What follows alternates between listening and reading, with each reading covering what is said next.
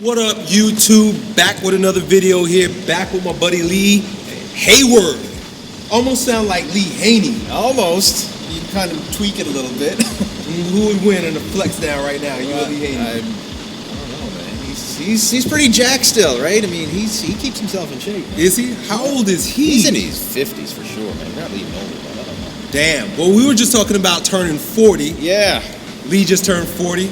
Lee, many of you guys probably already know, he's had a YouTube channel probably longer than I have. He's been in the YouTube. About the same time, I think, yeah. Is that right? Yeah. When did you start? I was around 2006. I actually started it. 07 is my first video. but I wasn't active with YouTube back then. I mean, to me, back in the day, it was just a place to put a video.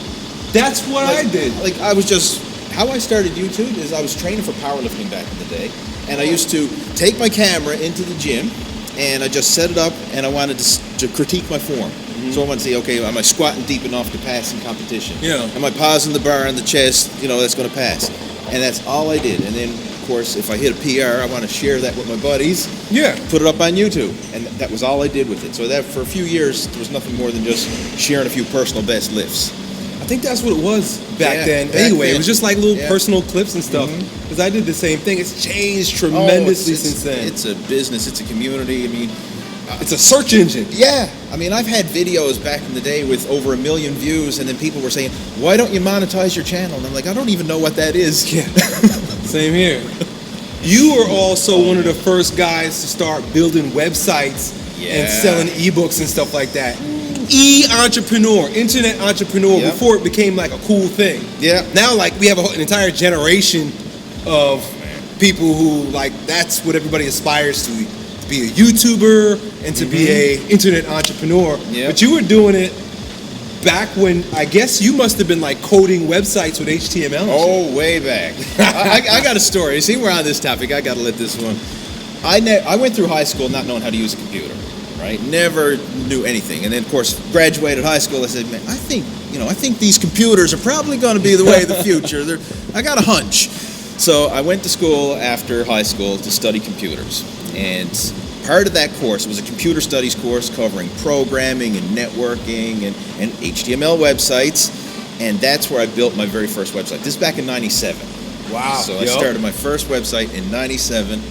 And I remember back then, the first time I ever logged on the internet. This was crazy because I've never been on the internet before. Here's and then they make that noise. Oh yeah, dial-up internet, 486. Windows 3.1 or whatever it was. I don't know. It was crazy back. But I logged onto the internet for the first time. I was sitting in the computer lab, and I asked the guy next to me. I said, "How do you use the internet? I've never used this thing before." Yeah. He said, "You go to Yahoo and you search for something." So that's what I did. There was no Google back then, so I typed in Yahoo. And I went to search for bodybuilding, and nothing came up. Nothing. That's mind-blowing. Nothing. Like zero. I mean, there was a few definitions, say like bodybuilding is lifting weights, building your muscles, or some crap like that, but there was nothing there. So then I started typing in, bodybuilding.com. Nothing there. Didn't know about buying domain names at the time, or I would have got some of that.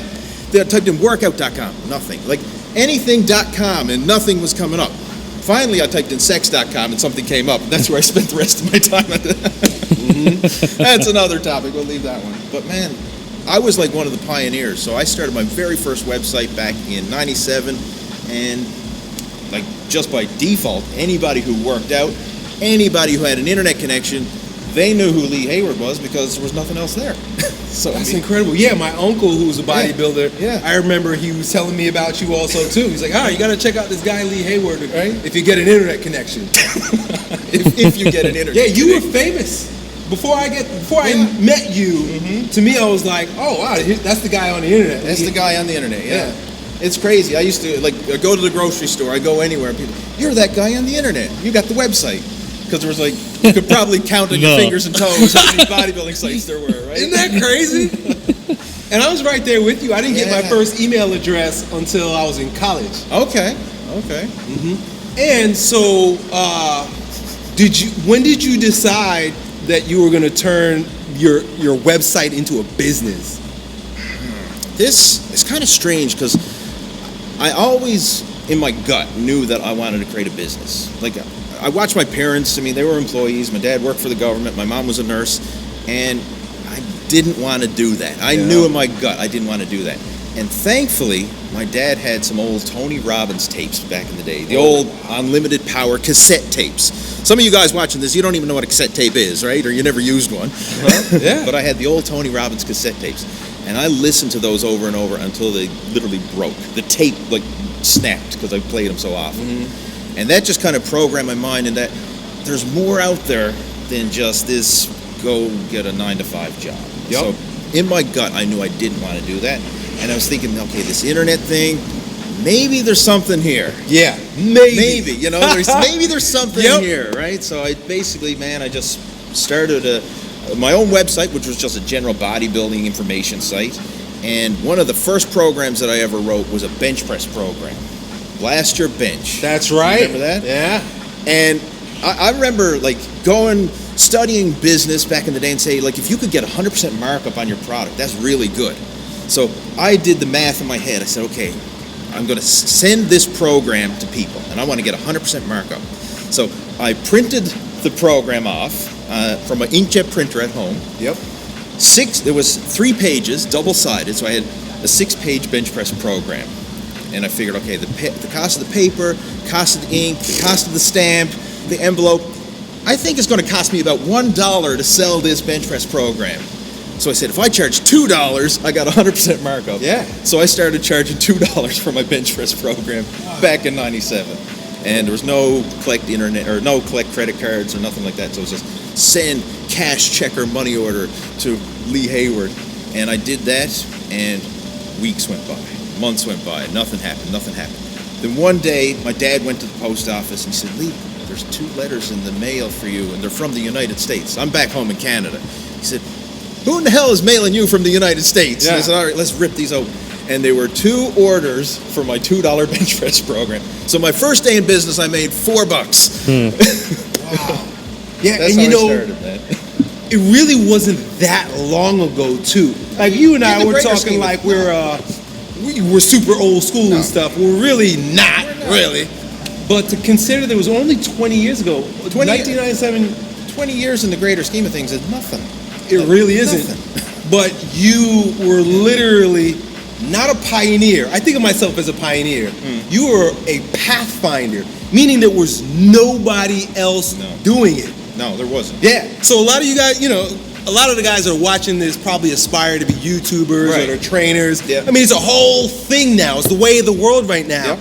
You're looking at the man that went with a machete and chopped down all those vines and all those old bushes and all those trees so that there could be a road for guys like us to ultimately. Road, yeah. I mean, there was nothing, literally nothing out there. So, I mean, I went for years, on the seat of my pants, because there was no such thing as a coach or a mastermind or anything like this. So I had no idea what I was doing. Mm-hmm. And I mean, I remember when ClickBank came along, right? ClickBank. I was one of the beta testers for ClickBank because they they emailed me because I had a website and they said, well, you can accept credit cards, and they had a $10 limit per transaction.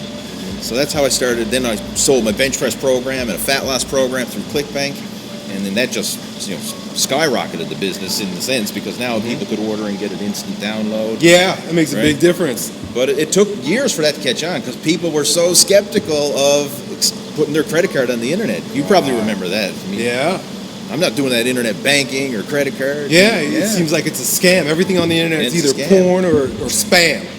Or spam. Yeah. So you started out as a power lifter. I didn't realize that because when I got to know you, you were getting ripped. It's kind of both. I started off actually as a bodybuilder, but then my off-season bodybuilding was like in-season powerlifting. Yeah. So it's kind of like doing both. Which did you like better? Bodybuilding. Really? Yeah. What do you like more about bodybuilding than powerlifting? I had a few injuries in powerlifting. I mean, I respect both. I mean, it's kind of like a 50-50, but if I had to go with one, I like the lean aesthetic look of a bodybuilder more than the thick, chunky look of a powerlifter. Mm-hmm. Now, with that being said, some powerlifters will look amazing. Yeah. But now with what we are learning, we're talking about how the internet has evolved tremendously. Yeah.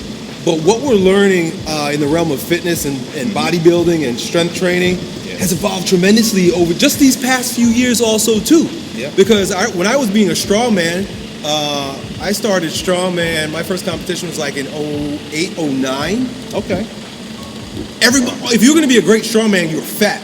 Yeah. So I was huge. I was, 249 pounds at my biggest, just like this. At your height, that is big, man. Yeah, that is big. Huge. Because you figure if you're going to be strong, you're going to do strongman, you're going to do powerlifting, you just got to be huge. Yep. But what you're mentioning right now is a product of like the refinement process of learning how to diet right and be strong. So powerlifters are not really, you don't have to be fat anymore. No, you don't. I mean, you're seeing that transition. I mean, a lot of guys are actually, especially guys who compete in weight classes, they want to make that weight class and still maximize their strength. So then you see that real lean, chiseled, but powerful physique at the same time. So I respect that a lot more than just the strong at any weight, just piling on the gut and stuff like that. And I was there. I mean, I bulked up to 240. That was my best. Wow. Not best, biggest. Wait, I got an inch or two on your Lee, which is rare.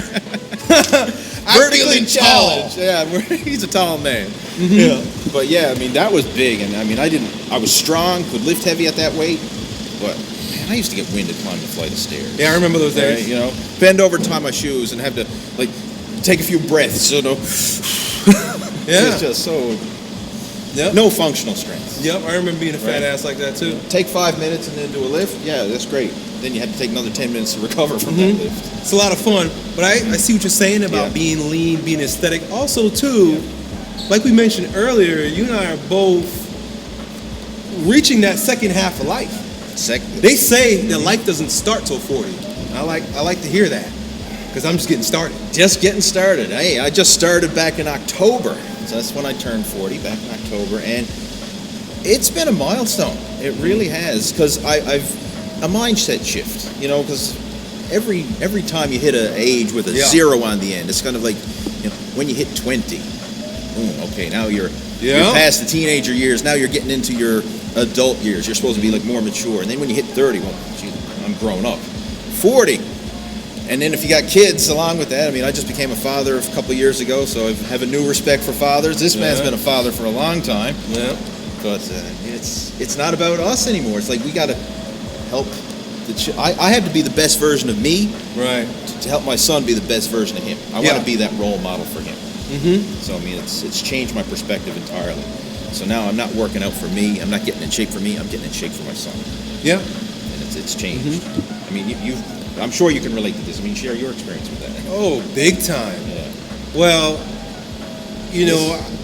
as a YouTuber or influencer or somebody who speaks and offers words of encouragement and ideas, all that flies out the window because it's not about what you see.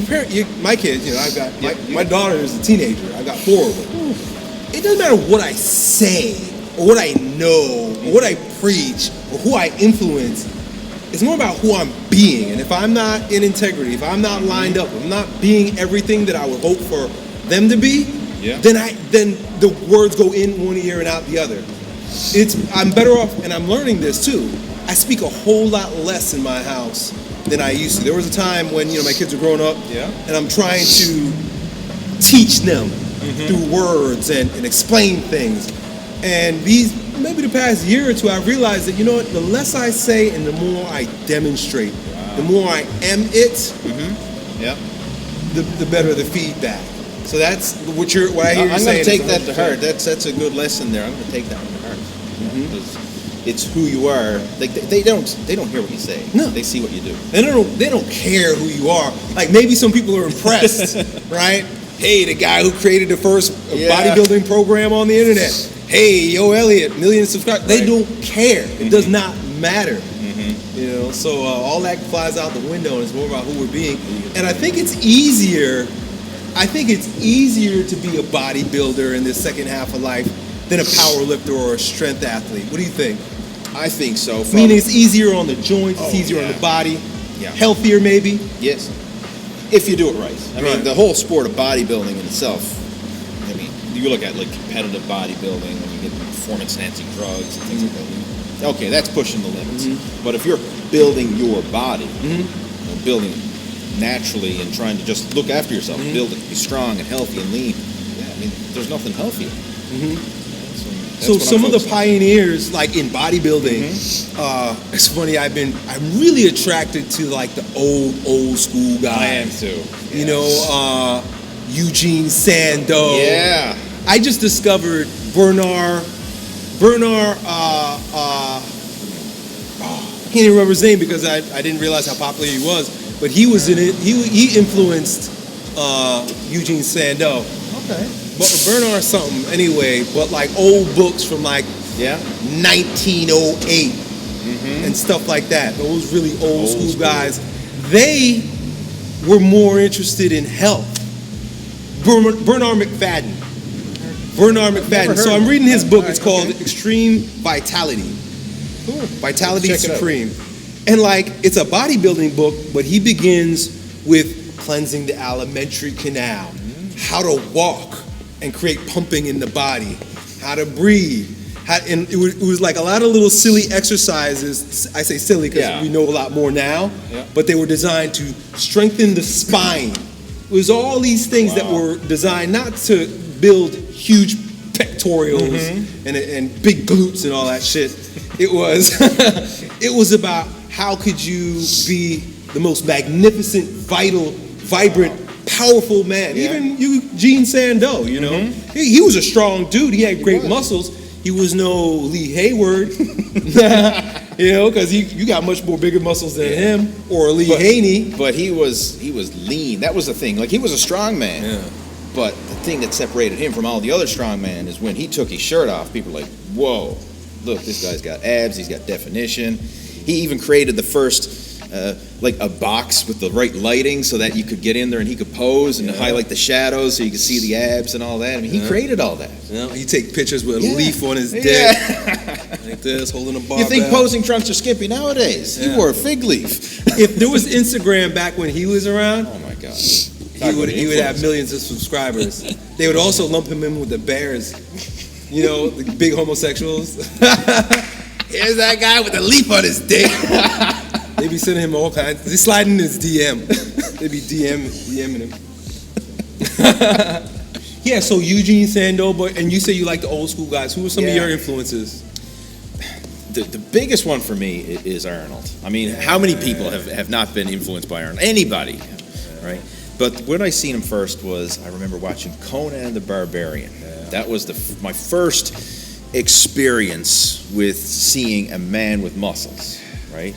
And I wasn't watching it back when it came on, like the movie was released back in like 83 or something, but I was watching it a bit later than that. It actually came on television, you know, when they replay movies on TV. So I was watching it there, and I was like, holy shit. And I had the VCR hooked up to the TV, and I recorded it on a VHS tape, and I watched that thing over and over, because I was just inspired by, here's a man with muscles, like a real-life comic book superhero in the flesh. So I used to watch that, and I had a little York dumbbell set, you know, the cement-filled York dumbbell set, right? And I would curl those dumbbells and watch Arnold, and that was my motivation back in around the late 80s. So that's how I got started working out, just watching Arnold, curling those York dumbbells, and you know, and then it was in 1990. I had the courage to ask Mom and Dad for a weight set for Christmas. That was my Christmas gift. So that year, 1990, at Christmas, Dad got a York 2001 home gym. Do you remember those? It was a weight stack machine with a leg extension pull down. And, and then, of course, I had the plastic cement-filled weight set, and that was the home gym. And I worked out with that for years.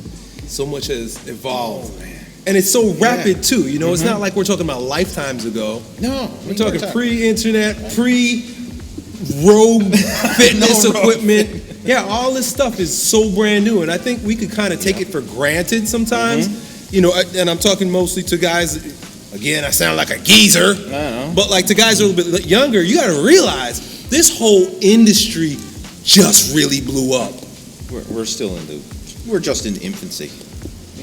Like say 20 years, there was no internet. And now look where we're to. Like the whole world is internet based. I mean, there's more change in 20 years than the last 2,000 plus years. It's crazy. Yeah, it's incredible. It is. It's mind-boggling. In fact, I just heard a statistic, actually, that of all the information that was published up until 2002, all that content, like all the written documents up until 2002, that much information is being published every 2 days on the internet. So you think 2,000 years worth of information now is condensed every 2 days. And now, of course, most of it's Facebook posts and Instagram posts and blog posts, so the quality's probably not the same as it was. And that's what I was thinking, it's mind-boggling, but a lot of it is just vomit. A lot of it is useless. And that's why I think, at least I know I am, and you agree, that reading the books from the older guys, the old, like, even George Hackenschmidt, old wrestler, these old books, like there's a guy that has a website called, I think, superstrength.com, where he sells all the old stuff from like the 1800s. Wow. I was saying the other day that I much rather read their work, even though a lot of it is dated, because of the conviction that they had. They didn't have to reference 17 different scientific studies to prove their point. No. These were guys that did it, these were guys that taught it, and these are guys that had, maybe you could say anecdotal experience, or bro science, either way. But the point is that they said these things and they put their foot down and they didn't have to ask for permission. And there was something just powerful and manly, alpha, about the way those guys would teach bodybuilding. I agree, man. I remember the old York workout charts that used to come with the sets, and who were some of the guys back then? Who was one of Arnold's influencers? I can't remember his name. Reeves. Yes, Steve Reeves. And there was another guy too from England. Bart Starr. No, there was another guy. Oh shoot! I'm brain farting now. I know we'll probably put it in the video afterwards, but yeah, some of these old guys, these old black and white workout charts with the manuals and stuff. Vince Gironda, I followed a lot of his stuff too back in the day. Some of it was off the charts crazy, but a lot of it was brilliant. Yeah, like he was doing, like, ketogenic is so cliche now. Everybody's keto. They think it's new. Keto is old as dirt. Yeah. Vince had his 36 eggs a day diet. Yeah. He was telling guys eat dozens of eggs a day and steak. It's steak and eggs diet. Steak and eggs. I mean, that's old as dirt. But that was like back in the 70s, 60s.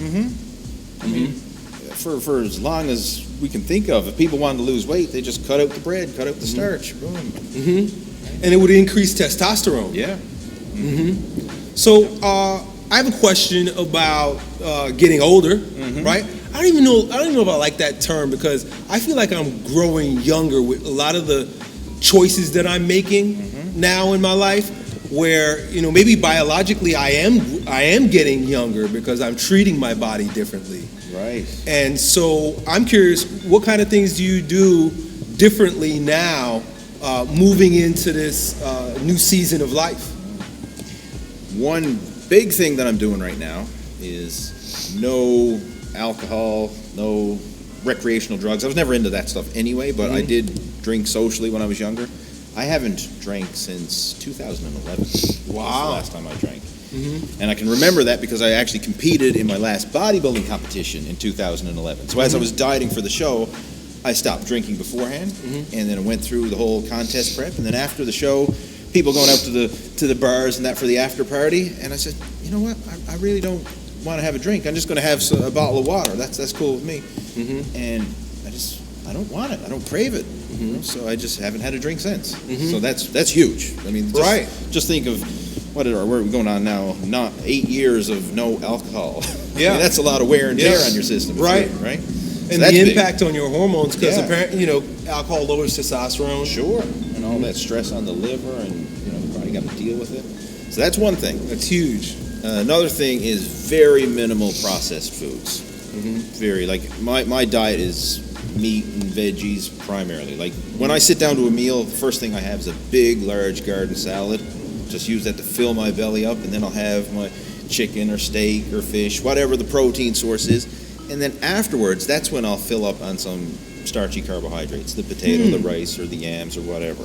But I always go in that order: veggies, protein, and then what room I have left over is when I'll eat the starch, because then I'll still get to enjoy it, but I'm not overeating it, and I don't have to like count my macros. Right. I mean, I'm just filling up on that nutrient dense stuff first, and then the lower quality foods in terms of like the starches, getting that in afterwards just as a bit of filler. Have you found that you need less food? Yes. Yeah, big time.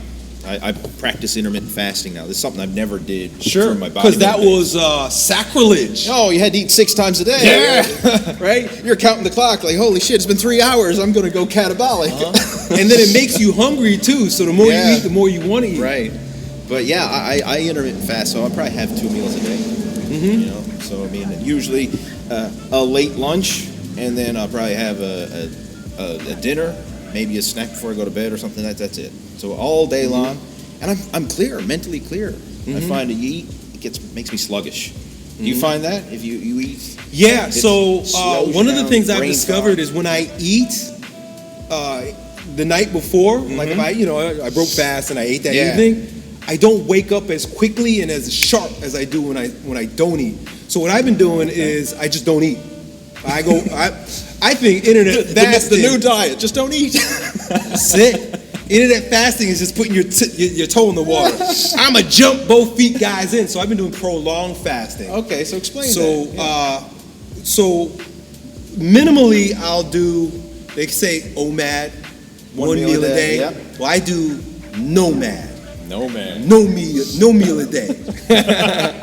So I'll go, 24 hours, go to sleep. Yeah. And then wake up the next day. Like, so for example, I'll break fast this evening when I go out and have dinner with my wife. Okay. So that's the way I do intermittent fasting. But what I've been really experimenting with and loving, and I'm going to go really deep into it because I've been studying the research and see the value, not just physically, but metaphysically, spiritually, mentally, for doing prolonged fasting. So how long is a prolonged fast for you? So I've been doing 3 days, 5 days, and up to 7 days, and I'll just throw them in here. Up to 7 days, like up to full 7 days. week. And what do you like as far as liquids are concerned? Are you drinking coffee or tea or water or what? So water. Yeah. Mostly water with minerals in it. If I want to do electrolytes, you still need to replenish that. Do you take sodium, like salt or anything? Yeah, sodium, potassium, some magnesium. Okay. In fact, I did my first fast back in 2002.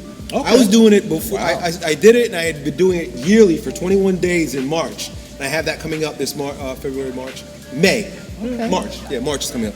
Every March, I was doing it. I'm a religious guy. Yeah. So I tend to find different ways for me to commune with God, and so I came across a religious community. Here I was, ex-football player, 6 meals a day, lifting. I was moving furniture for a living, and so I was in graduate school. And I came across a religious community, and I was very involved with them, and they had a month of fasting coming up. It's a yearly thing. Right. So I discovered them like a month before that, and they were like, well, here you are now. Well, next month we're not eating. And I was like, that sounds pretty cool. Yeah. And so I went 21 days, no food, no water from sun up to sundown. Okay, so you were still eating I ate at night. At night, okay. Something like Ramadan, similar. Yeah, it's very similar. Yeah, okay. Exactly. Not as long, but it's same concept. Yeah. Revolutionized my mind and my body. I thought, and because it's beautiful when religion says something, but it's even better when science says, yeah, that was right. Yeah, so back in the day, when I did that, to me it was all like blessings from the Lord are coming down upon me. I'm opening up to God, my antenna to the Creator. And I was like, wow, I'm being so blessed because of this fast, which I believe is true. But then today, with all the science finally coming out, which religions and even Hippocrates and Plato and Aristotle, you couldn't fuck with Aristotle if you didn't fast. Yeah, he wouldn't take philosophers under his wing if you weren't fasting and doing wrestling, which was like lifting back in the day. Yeah. So if you weren't a wrestler and you didn't fast, in fact, it dates back so far back into the Egyptians, in the old Egyptian mystery schools. If you wanted to come in and be under the guidance of one of the teachers, you had to fast for 40 days so that you were cleansed, so that you were ready, so that you were sharp, so that you were available to receive their teachings. Wow. So this fasting is ancient. It is. Ancient form of healing, ancient form of communion, ancient form of being the strongest version of ourselves. Yeah. But now it's amazing that science is showing us what's happening to us physically, physiologically, neurologically, the way the neurotransmitters change, the way the hormones change. It's really like a fountain of youth also too. Autophagy. Have you heard this term? I have indeed, yeah. I've experimented with some prolonged fasting myself. The longest I went was 4 days in a row. And what I found, and this is like zero food for 4 days straight. And first day is hard. First day you're hungry, I had trouble sleeping. Second day I felt euphoric. That's when ketosis kicks in and you're burning fat. And I had energy galore on the second day. And then by day 3 I'm like, this is comfortable. I felt normal, like I do right now, like totally normal. Day 4, same thing. And I was like, I could keep going, but maybe this is long enough for my first fast. I don't know. So I just decided to break the fast after 4 days. But it wasn't that I was hungry or had to break it. I just physically chose to break it. Sure. But you get to decide. Which is great also too. We live in a world of consumption, and it's not even like optional consumption. It's like you gotta eat, you gotta consume, you gotta take this in. It's crazy. I mean, you go to the gas station. There's more junk food at the gas station than there is gas. Everywhere we go, there's vending machines, there's candy, there's chips, there's soda pop. I mean, it's like one time you go to the grocery store or the market to get your food. Now the food is everywhere. And it's like, I love the fact you said you eliminated processed food. Most of that shit is not even actually food. If you look on the label, it reads more like paint thinner than something that you want to put in your body. Yeah, I mean, I don't eat that, man. My diet is going through the produce section, going through the meat and the seafood section. Maybe take a trip down the aisle to get some like rice or oatmeal, things like that. But it's just natural, one ingredient foods. Like if you buy your food and there's no nutrition label on it, that's a good sign. Like you get a head of broccoli. What's this? It's broccoli. We don't need a nutrition label to tell you that it's broccoli. Same with your steak, or your fish, or your chicken, right? If you don't need a nutrition label, that's a good sign. That's what it is. Eat real food. So what are some of the other things that you do, maybe with your lifting, related to longevity?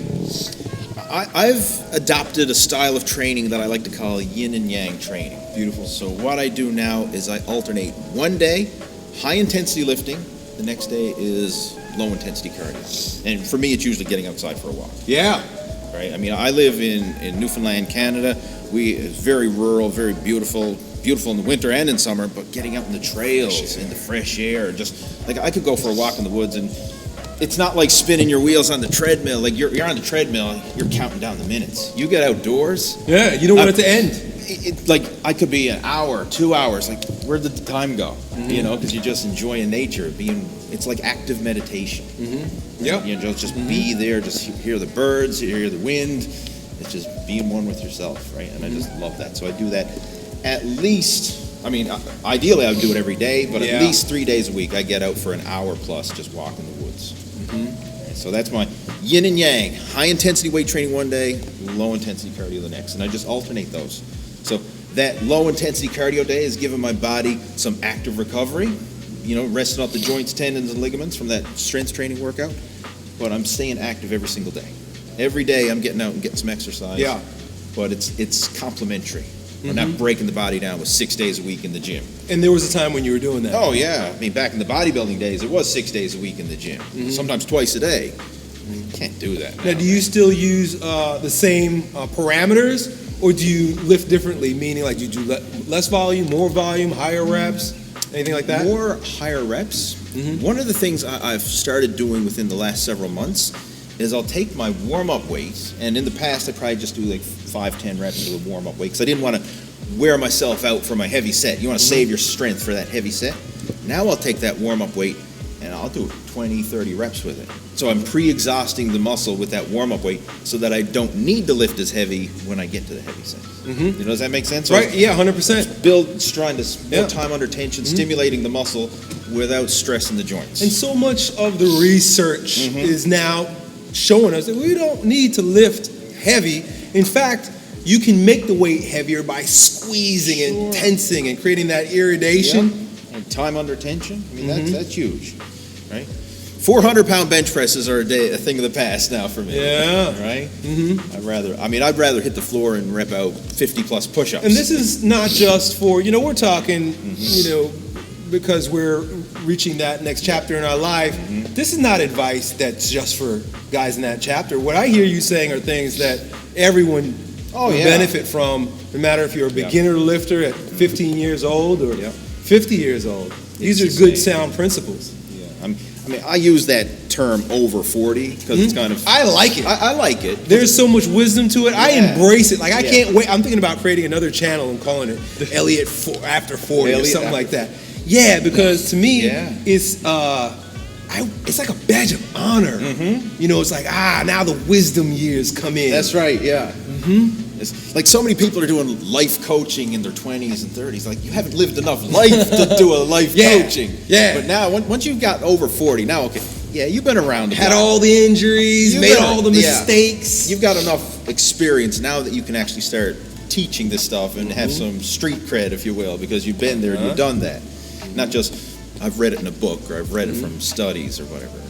You've lived it. So that I'm transitioning that, and I'm excited. It makes you a better coach. It makes you a better mentor. Our ancestors. It's interesting that we live in a day where the elderly, or I don't even like that term, but I think the elders are not honored, and for a good reason. A lot of them are just useless because they never did anything. Their whole lives. They're just old. They're like still 15-year-olds, but an old body. Yeah. But our ancestors would prop up and honor and look towards the elders and the mentors, because they recognize that this is an individual who has a tremendous amount of wisdom and value. Yeah. I kind of embrace that, and I see myself as more valuable now, and just continuing to increase my value because of time and experience. Yeah. So I love that.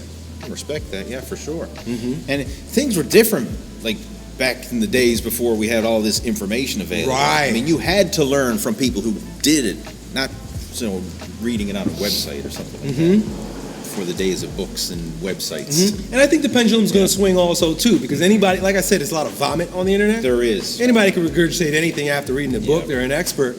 But when you show me a man who's been down in the dirt and has experienced the hard times, that's a man I want to talk to. He's got some insight. Right. I think that's information. That's the next level of the internet, in my opinion, is coaches who've been through the trenches, as you say, people who've done it. Because, like, if you want to search for something now, you go on Google or YouTube or whatever, you are overwhelmed with information. Like, you don't even know where to start, because let's say I didn't know how to lose weight, and I go in and type Google, how to lose weight. Millions of search results are going to come back. I mean, some people are going to say, like a low-calorie diet. Some people are going to say intermittent fasting. Some people are going to say vegan. Some people like, where do I begin? Right. And if they're all contradictory options. So, I mean, you really need to find someone who's done what you want to do and model them. And resonates with you. Yes. Because I've been experimenting with various different things just to see what works for me. And I get feedback from a lot of my fans. They'll write something and say, hey, I used to be carnivore, but now I'm vegan. And vegan's night and day. Right. And vegan's better. And then I have guys who are like, I was an ex-vegan, and it was horrible, and now I'm carnivore. And so I come to realize that, we're all different. We're all at different stages. I got to kind of look towards someone who is like me. Right. Who do I resonate with? Because if I get the guy who doesn't resonate, maybe he's right. Maybe his answers are right. Maybe that's true for him and the guys that are like him. But for me, that ain't gonna work. So I gotta find guys that are more like you. Have you tried vegan? See, we're talking about that. Have you tried? No, I haven't. Yeah. I'm intrigued by the idea of simplicity and to eat to be able to grow all your food in a little square and to know that that's all I'll ever need. To me, like that's really exciting. But in my experience of eating, cutting back on fats and eating less protein, particularly the fats, I don't feel right. Maybe there's a reason why, but I'm just not there yet. And so Yeah, I'm not there yet. Maybe I'll never be there. I honor people that are about it, but for me, yeah, steak and salmon, baby. Yeah, it's interesting you mentioned that because I did an experiment. Because when it comes to fitness and nutrition, I don't like to just read about it if I'm interested in it, I'm going to do it. I'm going to see how it works for me. I'm not just going to take somebody's word for it. So back in 2014 it was, my wife and I decided, let's try this whole vegan thing. Yeah. And this is back when a lot of the documentaries were coming up on Netflix. You know, the vegan documentaries, Forks Over Knives, and a whole bunch of other pro-vegan documentaries. Sure. So I watched them and said, you know, what if they're right? What if they're right? So I said, let's give it a shot and see what happens.